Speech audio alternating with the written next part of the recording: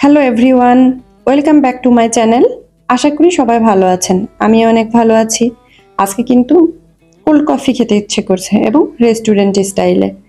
কিন্তু রেস্টুরেন্টে তো যেতে ইচ্ছে করছে না, বাইরে যাওয়া যাবে না, অনেক গরম।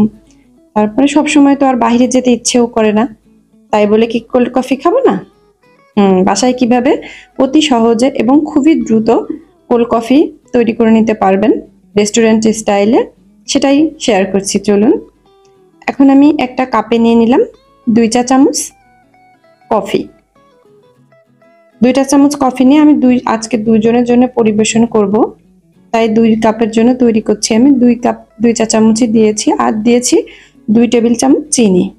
চিনিটা যার যেমন পছন্দ সেইভাবে দিয়ে দিতে পারবেন টেস্ট অনুযায়ী। আর আমি এখানে সামান্য কুসুম গরম পানি দিয়ে কিন্তু কফিটাকে মেল্টেড করে নিচ্ছি।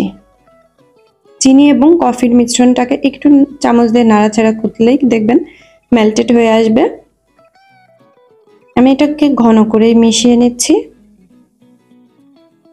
যেহেতু আমি বরফ দিয়ে করব, সেহেতু বেশি একটা পানি দিচ্ছি না আমি।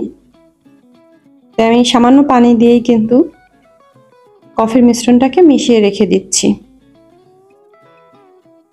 এখন আমি যেই পাত্রে, মানে যেই কাপ বা গ্লাসে আমরা কফিটা তৈরি করব সেটাই নিয়ে নিলাম।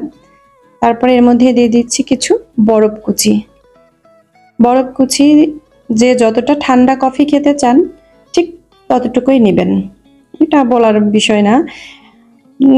একটু বেশি কফি নিয়ে ঠান্ডা বরফ নিলে কিন্তু একটু বেশিক্ষণ ধরে ঠান্ডা থাকে, ভালো লাগে। আর এই দুধটা অনেক ঘন দুধ, কিন্তু এটা আমি জাল করে অনেকটাই ঘন করে নিয়েছি। ঘন করে ফ্রিজে রেখে দিয়েছিলাম ঠান্ডা হওয়ার জন্য, এবং ঠান্ডা করে নিয়েছি। কোল্ড কফি ঠান্ডা না হলে হবে? যত ঠান্ডা হবে ততই তো ভালো লাগবে, না? তাহলে আমি এই কফিটার এটা কিন্তু ঘন দুধ ছাড়া আপনারা হেভি ক্রিম দিয়ে করতে পারেন। হেভি ক্রিম যদি না থাকে তখন দুধটাকে এভাবে ঘন করে জাল করে নেবেন। না হয় দুধটা জাল করে তার মধ্যে গুঁড়ো দুধ দিয়ে একটু ঘন করে ফ্রিজে রেখে দিয়ে ঠান্ডা করে নেবেন।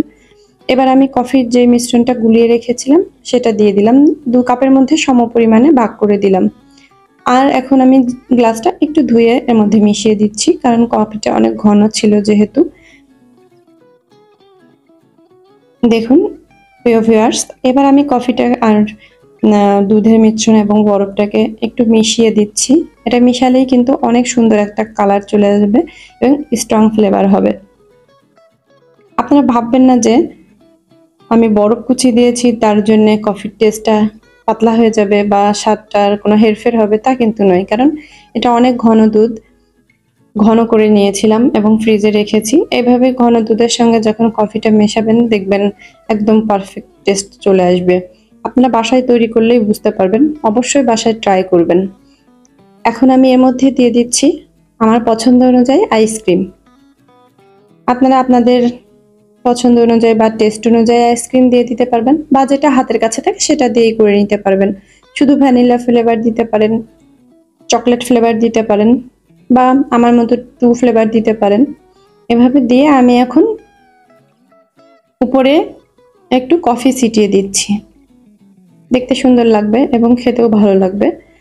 কফিটা ছিটিয়ে দেওয়ার পরে এখন আমি স্ট্র দিয়ে পরিবেশন করছি।